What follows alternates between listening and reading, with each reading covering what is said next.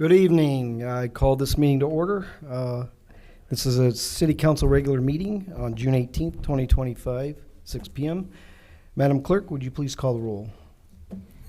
Okay, Byrd. Present. Vreeman. Here. Raymond. Here. Corbin. Here. Soul. Present. Rowan. Present. Shea. Here. Schulteis. And Mayor Box. We have a quorum. Okay, thank you, Madam Clerk. We have a long tradition of opening with prayer. If you would please join us in prayer, led by Councilman Vreeman. If you're so inclined, I'd ask that you pray with me. Lord, we want to come before you this evening, and we're thankful for the gift of life that you've granted to each one of us and the many opportunities that it provides for us to serve you in so many ways, in our families, in our neighborhoods, in our work. And now we would put this meeting before you as well, that you would help us to have insight and wisdom and discernment as we would discuss and decide on the items before us. We ask a particular blessing on those in our midst and those who are not here that are mourning today, that you would comfort them and give them what they stand in need of. Thank you for loving us and forgiving us of our many sins. It's by your name we pray. Amen.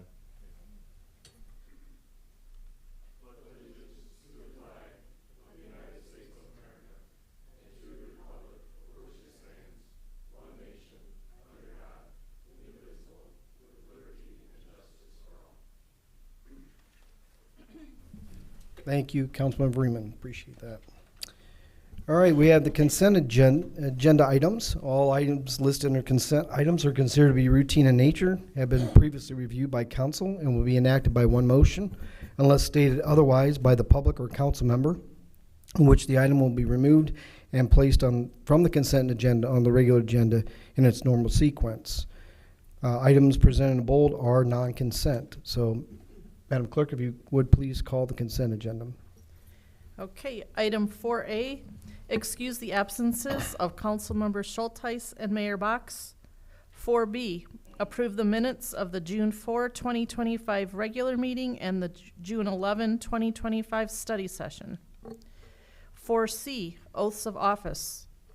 4D, a grant of utility easement for Holland City Fiber Project. 4E, capital budget amendment for My Meter Customer Portal Project. 4F, a budget amendment for fiscal year 2025 electric distribution capital budget. 4G, the fiscal year 2026 energy production property insurance program. 4H, a rezoning request for 740 College with final adoption July 2, 2025. 4I, a claim filed against the city. 4J, the Compensation Commission determination. 4K, a business license for Warner Vineyards of Holland. 4L, set a hearing for Atlas Headrest LLC for a PA 198 tax abatement. 4M, approve of service contract with Plumbers Disposal Services for portable restroom units. 4N, the March financial reports. 4O, quarterly investment report.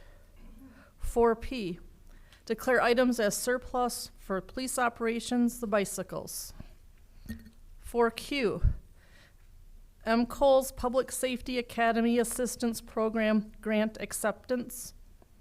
4R, award the bid for cleaning and janitorial services for the 9th Street public restrooms, the 9th Street parking deck, and the train depot.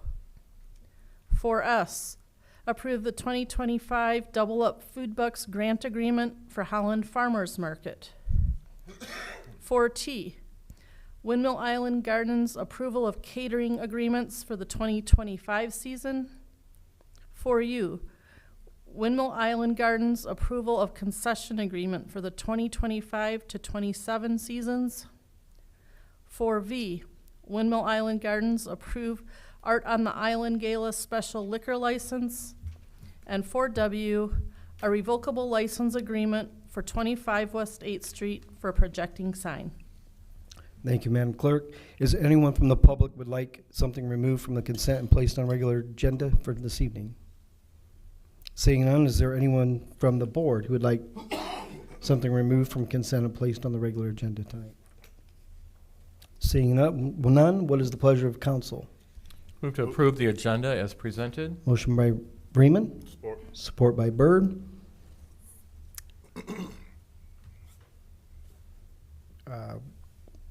Madam Clerk, will you call the roll, please? Okay. Byrd, Yes. Bremen, Yes. Raymond, Yes. Corbin, Yes. Soul, Yes. Rowan, Yes. Shay. Yes. Motion carries. Okay, thank you, Madam Clerk. And next thing is public comment. This is an opportunity for members of the public to address council and share any appropriate comments. Please limit your remarks to 5 minutes per person. In front of me, you'll see 3 lights. A green light indicates your time has begun. A yellow light means that you have 1 minute remaining, and a red light signals that your time has expired. When you approach the podium, please speak directly into the microphone so everyone can clearly hear your comments. Begin by stating your name and the community in which you reside. Please remember, this is one-way communication between you and council. Your comments should be directed to council members and not to the audience. With that said, is there anyone who would like to speak to council at this time? Please approach the podium.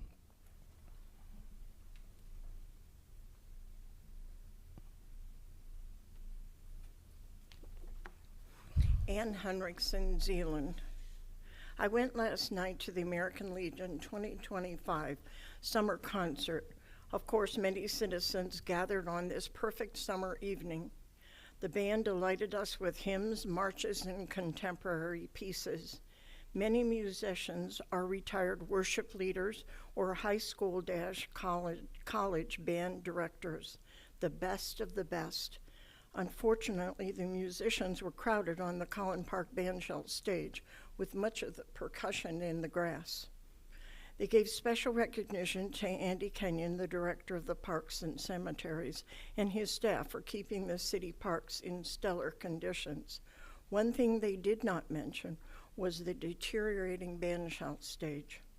There was discussion among attendees about why the bandshell stage is so neglected. It is basically rotting before our very eyes. Even some of the neighbors around Holland Park have been puzzled why the city has let the bandshell become an eyesore, not even painting it. If it were a home, the Housing Commission would condemn it. I called Scott Vandenberg, the director of the band, about the American Legion partnering with the National April Faith Month Action Organization for concert fundraising events to build a new bandshell bigger and better, worthy of Henry Vanderlinde's dedication. It seems that most of the city's funding has gone to the Frank Cray ice rink. Director Vandenberg said he had already reached out to Mr. Kenyon concerning the matter and was told that the city does not want to invest in repairing the bandshell stage because the plans for the new waterfront have not specifically included an open-air amphitheater for performing arts. Mr. Kenyon mentioned that Patnos and the Waverly Stone Company had to move before the plans for the waterfront could be implemented. No timeline was mentioned. 5 years, 10 years? So here sits a dilapidated bandshell with talented musicians from the community and a summer audiences enjoying the music and the city council ignoring the delightful gift of the community. Are you too ambitious with other projects? Mr. Kenyon's hands are tied unless the council does something about this. You must visit the bandshell to see what I'm talking about. Not only that, but if I remember rightly, a gentleman, Mr. Brian Everett, addressed the council on the issue that money had been raised for the amphitheater, and the city ignored the proposal and offer. Furthermore, it would seem to be deliberately disregarded in the waterfront plans. Mr. Everett was angry. He appeared twice and left frustrated. I would like to shift gears here and speak in a different vein. When I spoke at the last Wednesday's study session, I mentioned an apology I wanted the public to hear. In my last public comment on June 4th, I mentioned that LGBT plus June Festival at Holland Park as a sexual festival, not as a pride festival. I did not mean that as a sexual slur or to offend anyone. 2020, Mayor Box explained it was necessary to understand that what lesbian, gay, bisexual, transvestite, transgender people were before the council voted for the anti-discrimination ordinance. In the ordinance, they are explicitly described as people of sexual orientation, gender identity, and gender expression. I use the word sexual festival in the same context as the ordinance's description. The majority of the people attending the festival are LGBT+. I appreciate this group is no longer sponsored by the Holland Human Relations Commission with taxpayer funds, nor are they given permission to use the band shell being directed to the grass areas for the festival like everyone else. According to Manager Verbeek's email information sent to the citizens on March 2025, the Collin Park band shell is a unique form that is considerations of the neighborhood surrounding the park for parking, loud music, and decent attire. I wonder if the neighborhoods have been consulted about the sexual festival according to their neighborhood family standards.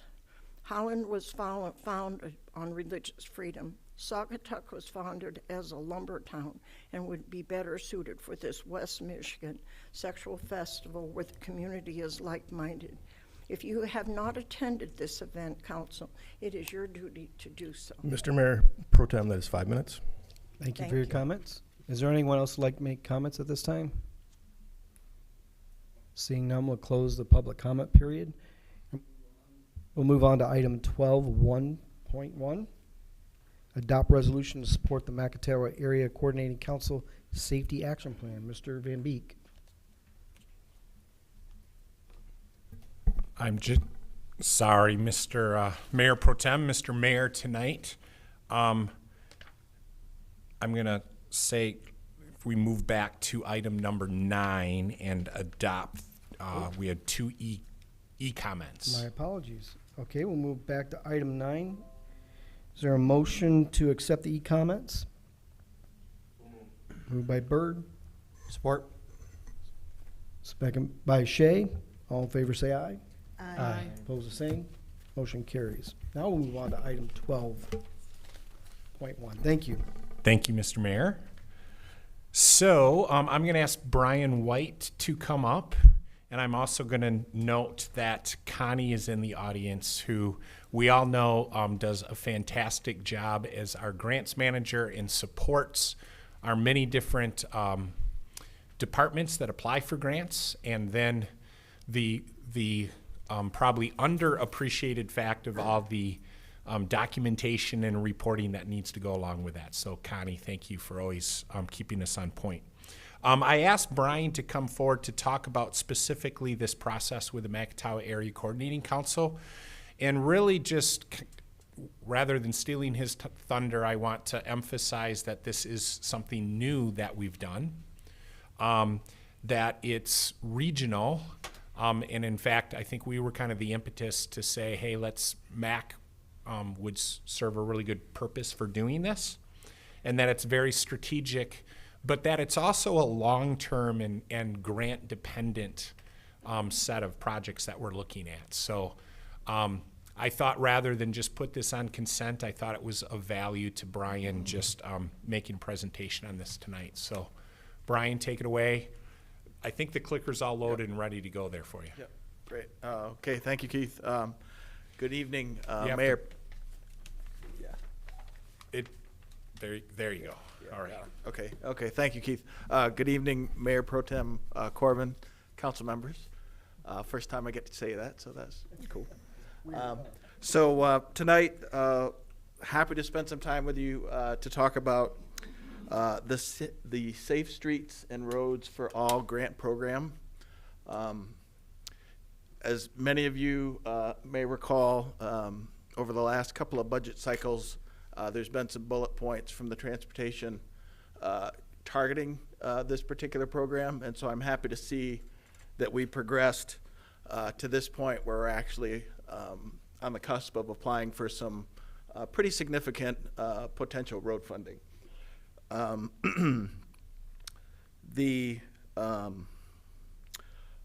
A lot of what you'll see tonight has to do with reconstruct projects, which we all know and have experienced over the last couple of years. Those have been getting more and more expensive to the point where it's really difficult for the city to fund those without some outside help, namely some pretty significant grant horsepower to do that. So this program, I'm happy to say, does have that, and we'll get into those details here tonight.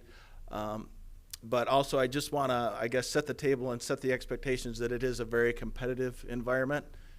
It's a nationwide grant, and so yeah, we're going to bring our A game to it and see what happens. So with that, I've got some slides here tonight. I'll just step through them, and what I'd like to do is just talk about the program a little bit, talk about the MAC's role, and then kind of drill things down to locally what we're looking to do to try and take advantage of it. So first off here, just a little bit about the program. And again, I apologize, but acronyms are abundant here. The SS4A program was established as part of the bipartisan infrastructure law in 2021. That's also known as the Infrastructure Investment and Jobs Act, IIJA of 2021. It's a multi-year federal program really targeting safety improvements on local roadways.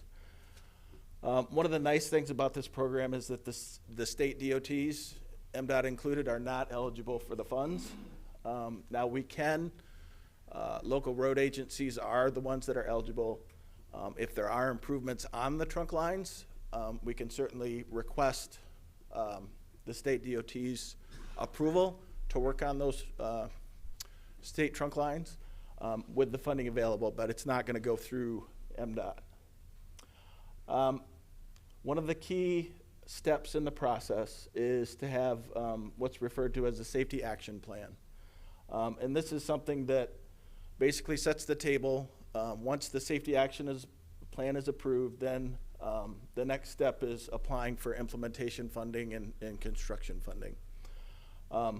As Keith mentioned, we took a regional approach to this. Certainly other cities have just submitted their own SAPs, just city specific. We decided to try and be a little bit more competitive and go with a regional approach. And the MAC was great in stepping up to do that. So that's been a benefit all throughout the process. A couple of just details with the program. Local road agencies may submit only one grant application per year. The program's currently funded through FY26, and we are looking to beat the deadline here and submit an FY25 program this year yet. So drilling down to that safety action plan. So the MAC was awarded a planning grant from the same program back in 2023. That has now been completed through the help of a consulting firm they hired, AECom. Now with the SAP in place, not only the City of Holland, but any local road agency within the MAC can go ahead and apply for implementation grants and construction funding. The safety action plan is a data-driven method, and what they do is, and this is formulaic, basically everyone that gets these goes through the process, creates a high injury network map, and then basically from that point, projects are pulled off of that map.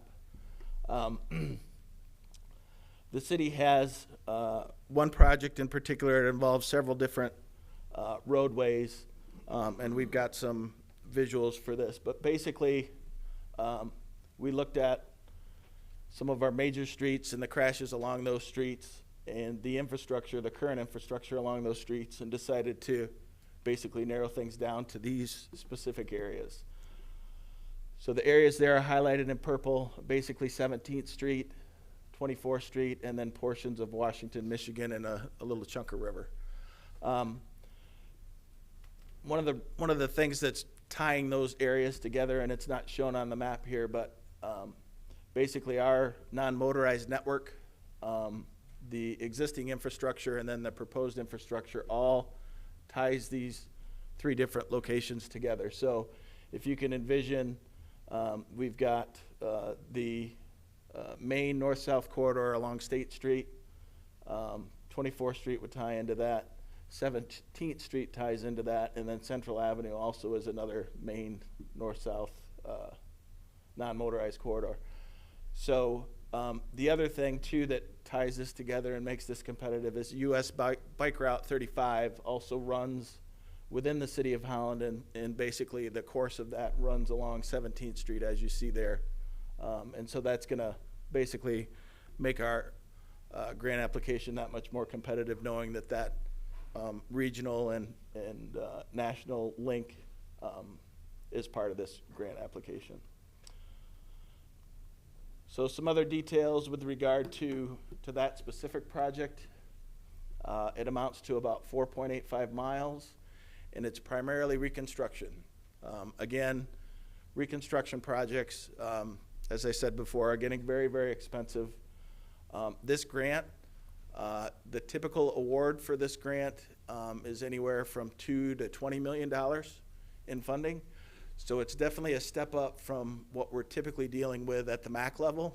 When we look at those funds available every year from the MAC, we're typically sharing amongst all the road agencies about $1 to $2 million in funding. So this really opens up the possibility, this particular program opens up the possibility for looking at things a little bit more broadly. And so that's what we're doing with what we've identified here. Certainly the focus is on safety.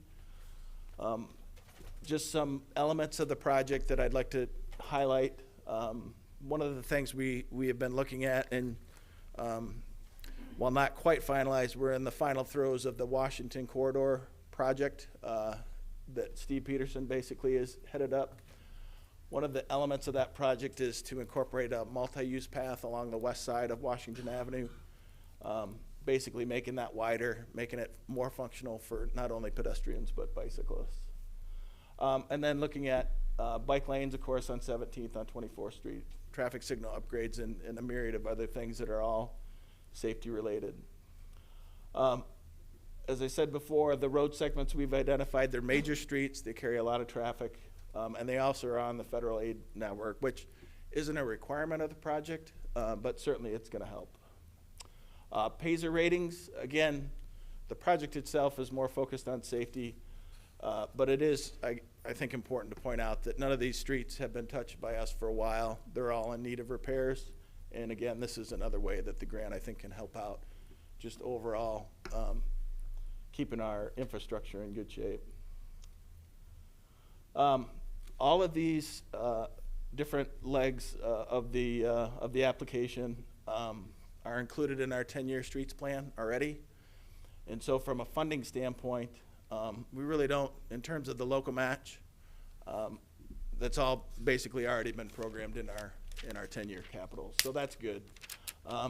When you look at what we're seeking to apply for with the project, basically, and again, these are preliminary numbers. We're still sharpening the pencil on them, but $25 million total.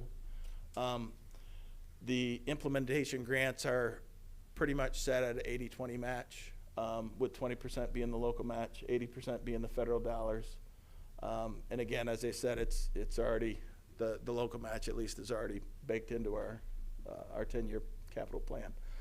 The other thing that's really nice about this, there's several things about this grant, but there's a 5-year implementation window.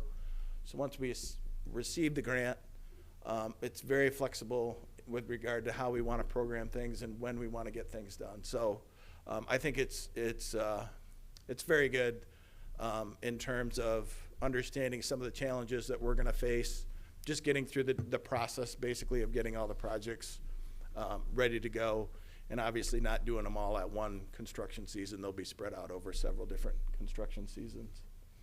A number of other positives with this grant. Engineering's included, right-of-ways included, basically everything in order to deliver the project is included in this grant, which again isn't necessarily the case with some of the other federal programs. So really attractive grant, and again, I'm happy to be here tonight. Fingers crossed that hopefully certainly if not this year, we'll put something in for FY26 as well, with the hopes that we can get something out of that. So the recommendation or the ask basically tonight is one, to adopt the resolution supporting the McIntyre Area Coordinating Council's Safety Action Plan, and then also to approve the submission of the grant application, and then authorize the city manager to basically sign all the grant application materials. Wonderful. Thank you, Mr. White. All right. Is there any questions for Mr. White at this time? Go ahead. Brian, and thanks for all your work on this and your excitement for it. Do I understand right? We have a lot of it budgeted in our 5 and 10 year plan, but the grant would come alongside and say maximize our funds further. So okay. and so, just take for instance Washington Avenue's in our capital stack there. We have basically what's equivalent to the match amount for Washington Avenue. So, absent the grant, I think we would be looking at like a resurfacing type project with that, and that would even be a bit of a stretch, right? But what this grant allows us to do basically is to look at that project in a reconstruction frame of mind and be able to do some other things that we wouldn't necessarily be able to do with our own funding. Yeah. Okay, thank you. Ms. Freeman?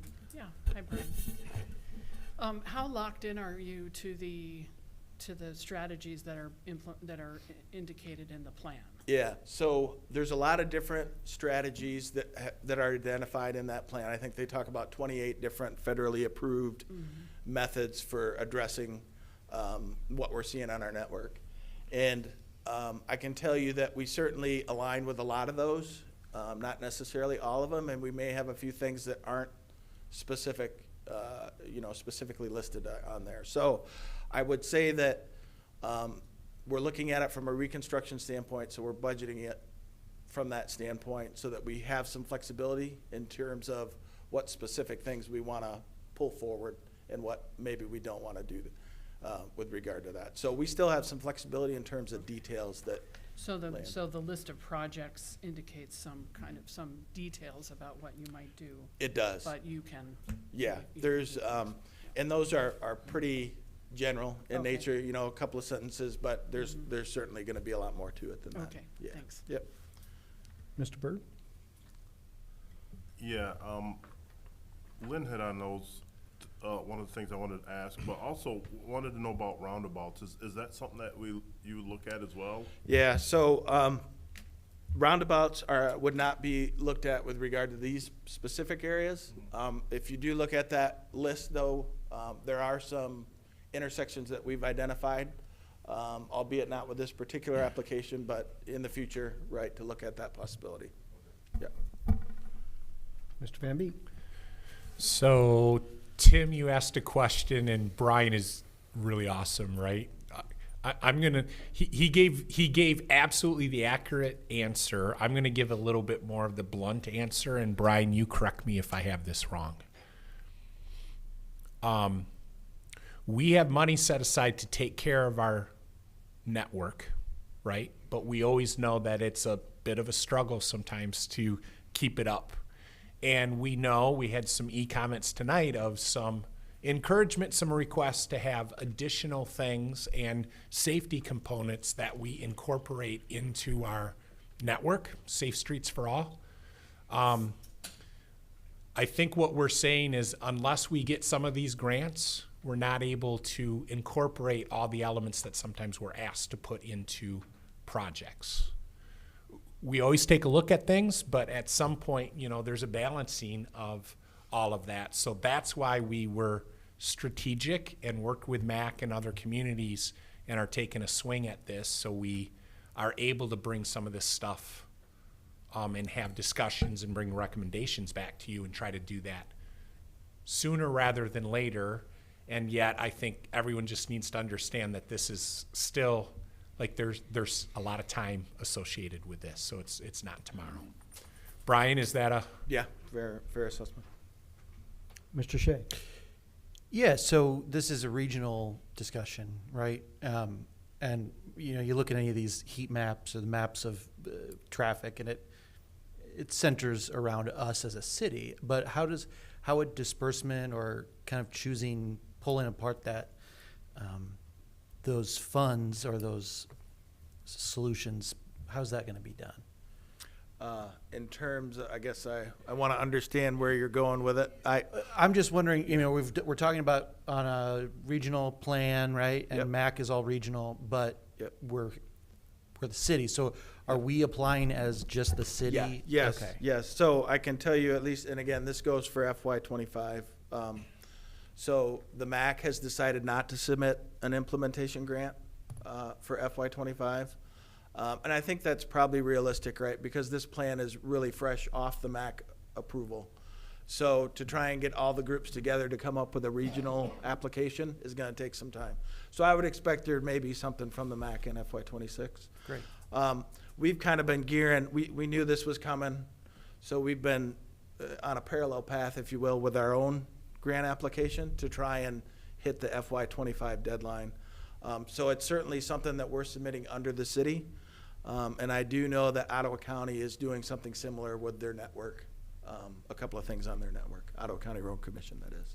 Great. Well, thank you. I really appreciate it. Like Keith mentioned, we had some public comments this evening about walkability and pedestrian, non-motorized, and I don't know if word got out, but a lot of people contact me about this topic. It's one of interest to me, and so I'm just really grateful for this discussion, with 29% of people reporting that they use walking as a form of transportation. It's a significant amount of people, so I appreciate us looking at this, and I think we should continue to do so. Okay, any other board questions for Mr. White? Thank you, Mr. White. Okay. And now we will Thank you. open or entertain any public comment on this issue. No public comment. Any board comment on this issue? Seeing none, what is the pleasure of council regarding this agenda item? Move to adopt the resolution in support of the Macatawa Area Coordinating Council Roadway Safety Action Plan. Moved by Byrd, Support? support by Freeman. Madam Clerk, please call the roll. Sorry. And there's additional parts to that motion too, please. To approve the submission of the grant application and authorize the city manager to sign those materials. And add into that to approve the submission of the grant application for improvements to the streets identified and authorize the city manager to sign the grant application materials. Mr. Freeman, you support that? Thank you, Mr. Byrd. Thank you, sir. Madam Clerk, can you please call the roll?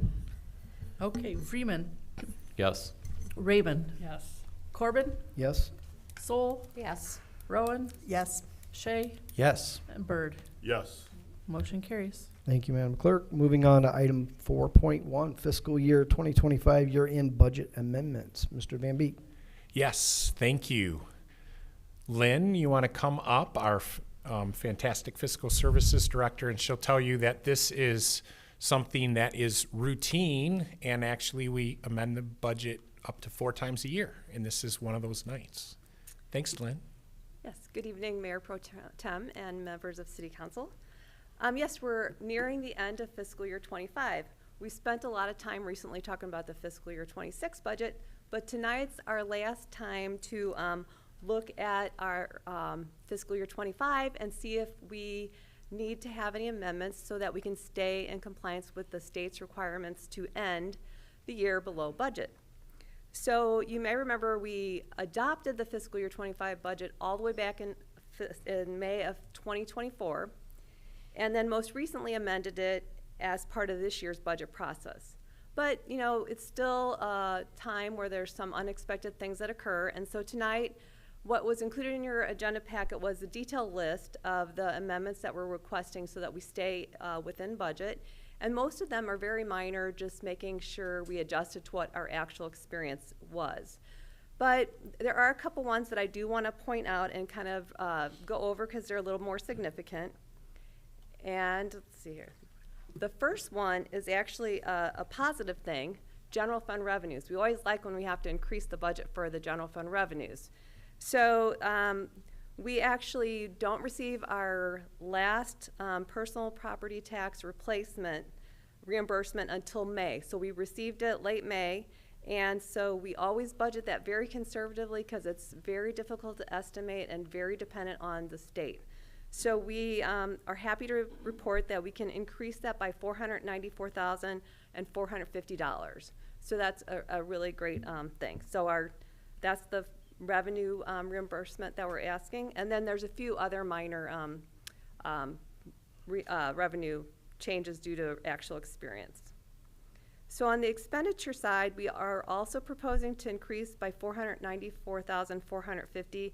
And again, most of those are other expenditures that are just very minor in nature to get it in line with what we've seen at the actual experience.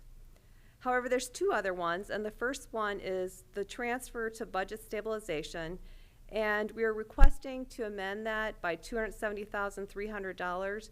And what that does is that will bring it to a total of $305,300. And as you may recall, we have we use the budget stabilization fund in certain years when we have a little bit of a shortfall in our budget just due to certain estimates.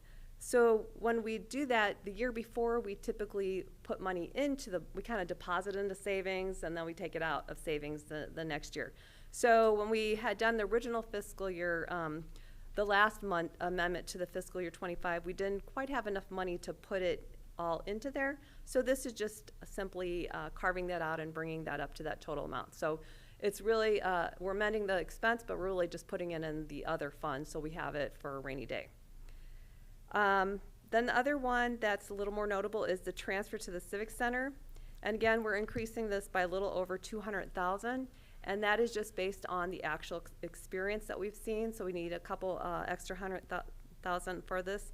And we've discussed the issues with Civic Center being the change in the management, and it's the first year. So that's what that amendment is for. And so as we can see in just the revenues and expenditures, our increase matches both in the revenues and expenditures.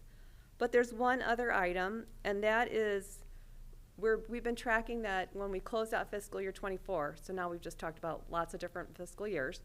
When we closed out the audit, we had an accounting change related to some employee benefit liabilities.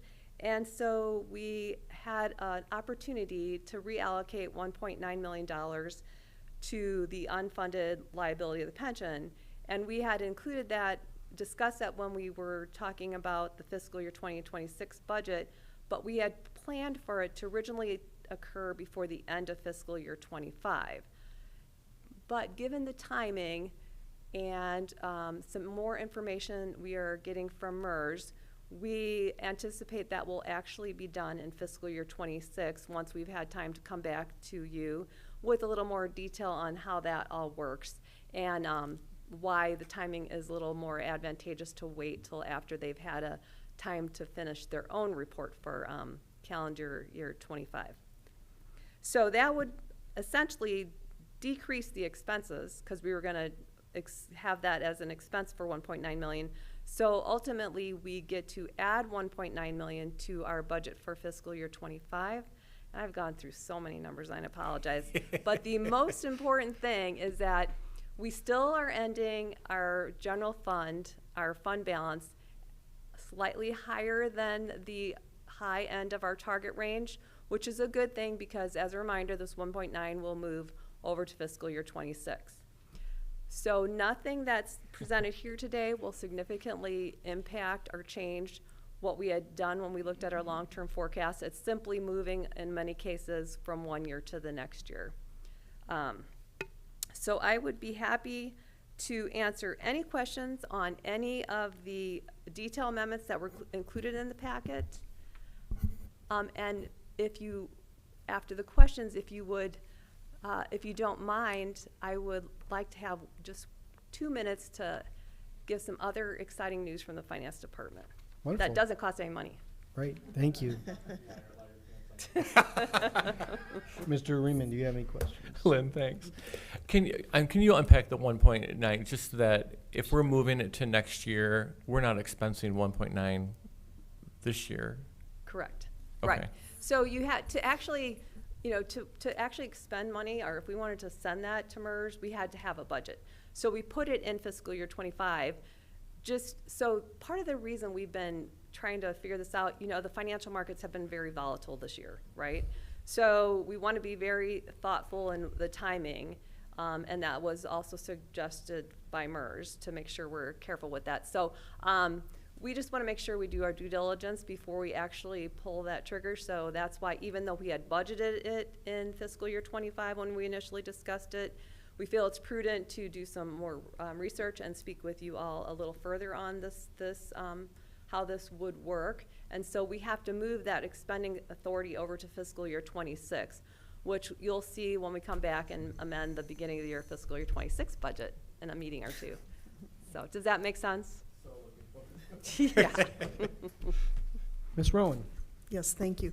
Mr. Vreeman kind of took my question there, but just to sort of drive that point home, we're not getting a windfall even of the $494, 450. That's not a windfall either. We're really just, you're taking it from one column where it's unforeseen revenue, putting it into another column where there's a liability or an expenditure to balance that out, correct? Sort of? Mostly, but the one thing I would call in your terms is a windfall is the amount we get to put into budget stabilization. Because even though we're transferring it so it shows up as an outflow or an expenditure, we are really putting it into our own savings account. So it's like instead, so that amount is truly extra. Okay. And So- go ahead. I'm sorry, and then, no, finish on that point, because I just wanted to go back to the Oh, one no, line. and like I said, and I still think when we send this out to all the departments to review, we still give them the guidance to be ultra conservative. So I still would anticipate we will end the year when we do the final audit and complete everything with additional money to put into our savings, so to speak, but. And the 1.9 million, as you clarified now twice, but just, that is an ongoing liability for which we will eventually have to pay. That money is just a set aside, and now instead of having it in this year's budget, it's going to be put into the 26 fiscal, correct? Sort of? Correct, right. It's part of a plan to, the pension liability is an issue for many municipalities. We've already taken lots of great steps, but this is one additional great step that we're trying to take. It's just that it's kind of complicated, so we want to make sure we come back and explain in a lot of details how exactly it works. But by having that 1.9 million set aside that we had identified and located after we did the audit, it's not like we got extra money, but we have the ability to reuse it for something else because it wasn't needed for that purpose anymore. So I'm sorry, I've got No, into it's technical. fine. So yeah, Mr. Van Beek? Yeah, I was just preview. We're going to unpack the 1.9 million and the strategy that we're going to use at study session next week.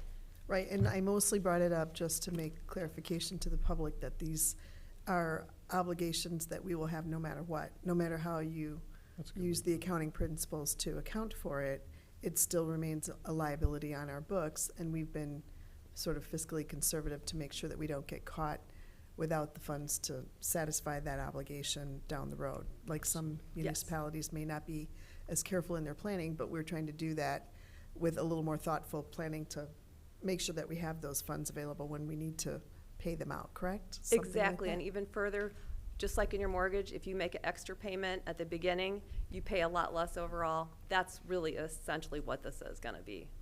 Okay. And you can tell I don't have any accounting background. No, that's pretty good. Thanks. Any other questions for this topic? Then you have other things you'd like to share with us? I just would like to, I'm just going to take this opportunity if you don't mind. So we've been struggling with their new system, but BSNA is doing much better, but it actually has one good thing that's everybody's going to see in their tax bills when you receive it. You're going to get, yours is going to be yellow when you get it, but it's going to be an opportunity that if you would like to, depending on how you like to pay your bills, and everybody is different, but this is just one other option that people might have. Just like when you can set up for automatic payments for your utility payments or your credit cards even, you can actually now elect to enroll in an automatic payment program. So there's this is on the back side is actually an application, but there's like FAQs on there for everybody, but I just wanted to let everybody know that that's gonna be out there. So if anybody wants to do it, the nice thing about it is you'll never be late. And it's free, there's no charge. Like, sometimes if you have online banking, you have to pay, and depending on the bank you process it through, they actually physically cut a check and put it in the mail too. So this will always get there on time, and there's no charge, and you'll never have a late payment. Thanks. Great. Thank you very much. Okay, any additional comments on this agenda item? What's the pleasure of council regarding this agenda item? Move to approve the fiscal year 2025 year-end budget amendments. Moved by Raymond. Do I have a support? Support. Support by Sol. Madam Clerk, please call the roll. Okay, Raymond, Yes. Corbin, Yes. Sol, Yes. Rowan, Yes. Shay, Yes. Bird, Yes. Freeman. Yes. Motion carries. Thank you, Madam Clerk. If you could also report on the gifts on item 6.1. Okay. The city manager's office is pleased to report the following gifts. For the Parks and Recreation Department Youth Advocacy Fund, a total of $9,852. I believe I have the wrong one, though. That's the one from last week. I believe you do have the wrong one. Donations of $60 Sorry. were received from HDPS Officer Angela Sorensen and from HDPS Officer Anna Heinzelman, resulting in the purchase of flags. So very honorable donation. Okay, thank you very much. What's the pleasure of council on this? Move to approve said gifts with a token of our appreciation. Motion by Sol. Do I have a support? Support by Raymond. All in favor say aye. Aye. Opposed, the same. Motion carries. Item 6.2, Human Resources Fiscal Year 2026 Non-Union Wage Adjustment Recommendation. Mr. Van Beek. Thank you, Mr. Mayor Pro Tem. HR Director Jennifer Orm is going to come up and make this presentation. Again, it's about this time every year that we go through this process, so Jen will outline it very well. All right, good evening. It's been a while since I've been up here, so good to see you all. Yes, like Keith said, this is usually this time of year when I arrive at the podium and ask you for approving this recommendation for a cost of living increase for our non-union employees. So, okay, so I just have one slide, but we look at some different comps when we're doing our adjustment each year, and we look at some external comparables in West Michigan. I contacted 11 municipalities and received that data back. So the average COLA from those municipalities was 2.85% increase for their non-union employees. Our internal comparables would be our police and firefighters, and those two unions are both getting a 3%. That was part of their 3-year contract, so you may remember a 5.43% over the course of that 3-year contract. So they're also getting a 3%. And then the Holland Board of Public Works is receiving a 3.1% increase for all of their non-union employees. And then the last data set that I always pull is with the World at Work, and they look at government, and then also they look at the corporate world, but we focus on government because that's our comparable, and they're getting a 3.7% for the calendar year 2025. So pulling all of that data, I would like to ask you tonight for a 3% cost of living wage adjustment for all of our non-union, year-round part-time and full-time employees. And I'm happy to answer any questions you may have. Any questions from Ms. Orm? Okay, one question. Yes, Ms. Just Rowan. the clarification, you said that's based on a calendar year when those adjustments take place? No, so this is fiscal year. Fiscal So year. this would be fiscal year for us. It's fiscal year for most of my comps externally, except for the World of Work. Oh. That data set is for the calendar year 2025. Thank Good you. clarification. Any other questions? Thank you, Ms. Orm. What's the pleasure of council on this item? Move to approve the COLA adjustment as presented. Okay, motion by Rowan. Do I have a support? Support. Support by Sol. Madam Clerk, please call the roll. Corbin, Yes. Sol, Yes. Rowan, Yes. Shay, Yes. Bird, Yes. Freeman, Yes. and Raymond. Yes. Motion carries. Thank you, Madam Clerk. Moving on to item 13, communications from the city manager, Mr. Van Beek. Yes, thank you. I'm going to go through these relatively quickly. Just so you know, we had the pleasure this morning of hosting a Northern Ireland delegation of elected officials. County Clerk Justin Roebuck was connected to a group, and I'm going to blank on the name, but we were happy to host them in the region for a period of time. And there were several elected officials countywide that were here also. So a very enjoyable process, and they were impressed, and obviously they liked to take a picture on the front steps of City Hall there. I am also going to be passing down for all of you to take, if you would like, Ambassador Academy stickers. So, and Marianne obviously has talked to you. We've talked about really making improvements to year 2, but the date in particular to be aware of and maybe encourage people to take a look out. July 1, and we always launch this, and this is when we are going to push out all the information and make applications available for people to attend that Ambassador Academy. So just be aware, and now you have a sticker to help promote it. And if you want more, just let us know. Did note that we have some study session items, so we will look forward to seeing you next week at study session. And then just final thing, wasn't going to say this, but just making sure that people have good information and we distribute that. I will point out that you all adopted a budget that includes a municipal capital improvement fund, that it does only authorize funding for the year that you're entering, and that the out years, it's just a plan. Fiscal year 2026, remember, we technically haven't started yet. You just approved wage increases for fiscal year 2026, which starts on July 1. But we do have in fiscal year 2027 money set aside and a plan that would improve and upgrade the Collin Park outdoor band shell. So you're aware of that. I just want to make sure that people are aware of that also. So that is in our capital improvement plan. That's all I have tonight. Thank you. Thank you, Mr. Van Beek. And next for appointments and communication from the mayor. First, I have a question. Are we supposed to reciprocate to Northern Ireland regarding a visit? I just want to make sure. Okay, I just want to make sure. Maybe that's Personally, personally, Mr. Mayor Pro Okay. Tem. Okay.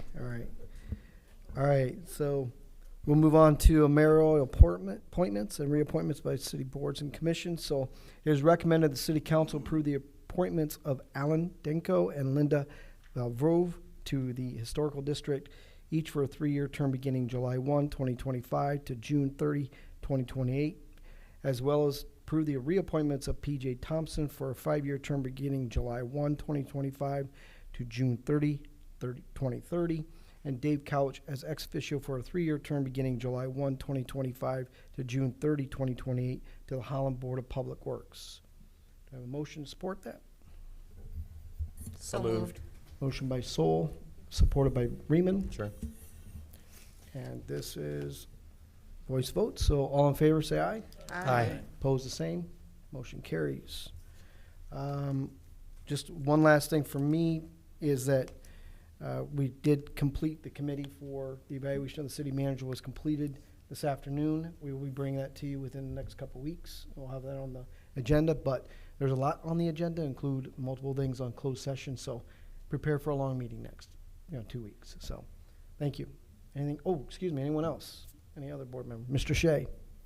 I've got 2 things I want to mention. One is a happy Juneteenth to you all tomorrow, and I hope you all attend the event this year as well as because it's been so awesome in the past few years. I also would like to introduce all you of my colleagues to Matt Nyans, who's in in the peanut gallery here today. We're super excited over at the airport. Councilman Byrd and I sit on the board there, and we have been lucky to have a great interim manager at the airport. But now we have Matt, who comes to us from the Denver International Airport. He has extensive experience. Everyone on the board is like really excited, very grateful that you're here, Matt, and we hope to hear a lot more from you in the future. Thank you, Mr. Shea. Anything else? Mr. Byrd? Just, I don't know how this is procedurally, but is it possible for Mr. Nines to address council? I guess I would look at our I think attorney. under your portion of the comment section, sure. All right. Would you like to address council? Put him on the spot? Yeah, why not? Yeah.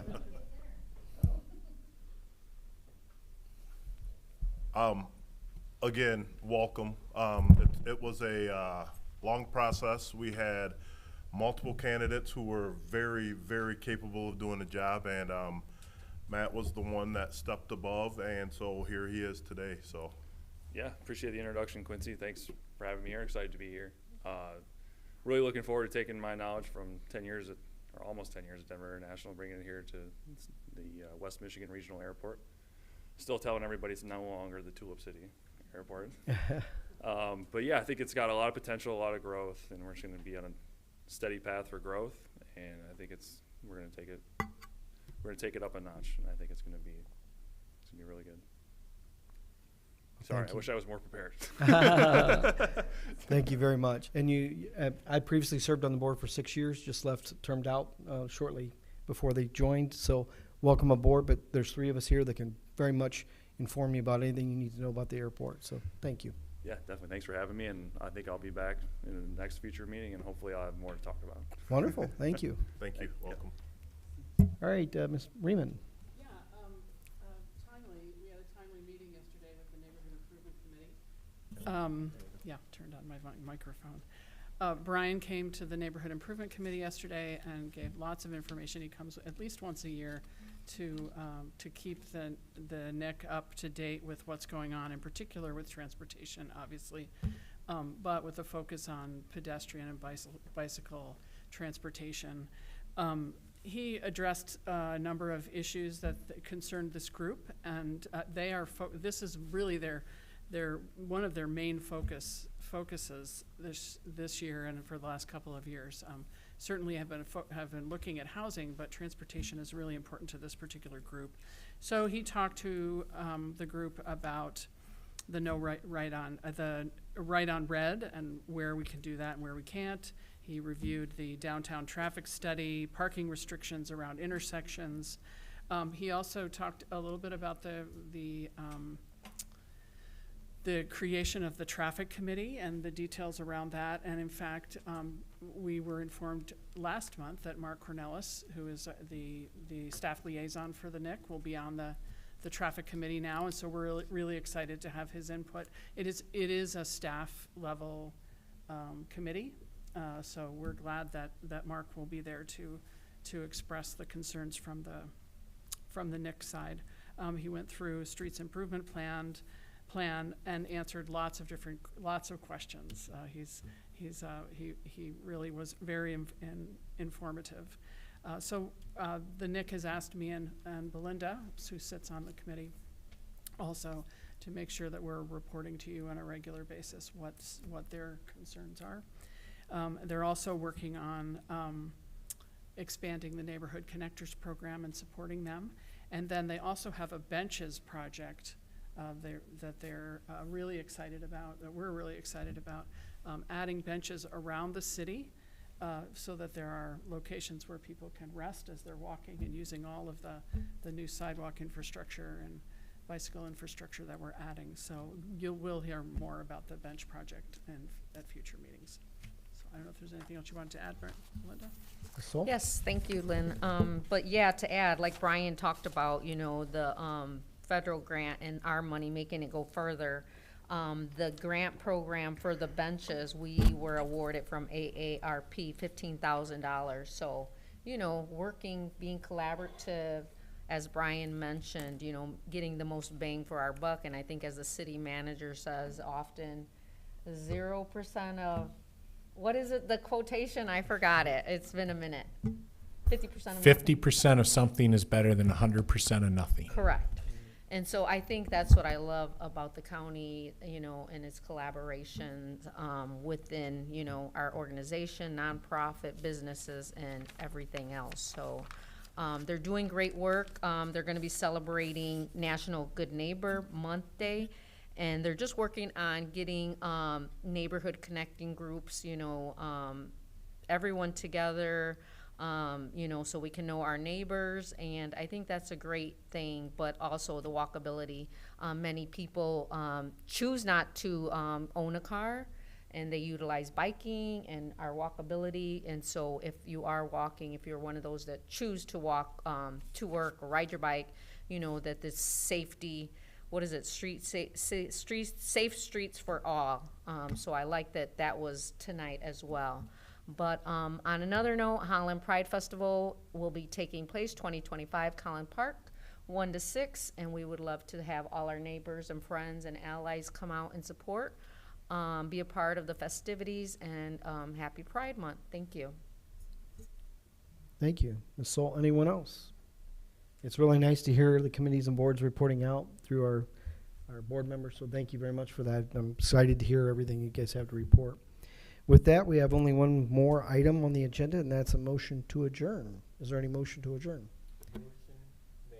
Motion by Riemann, support by Byrd. All in favor say aye. Opposed the same. Thank you very much.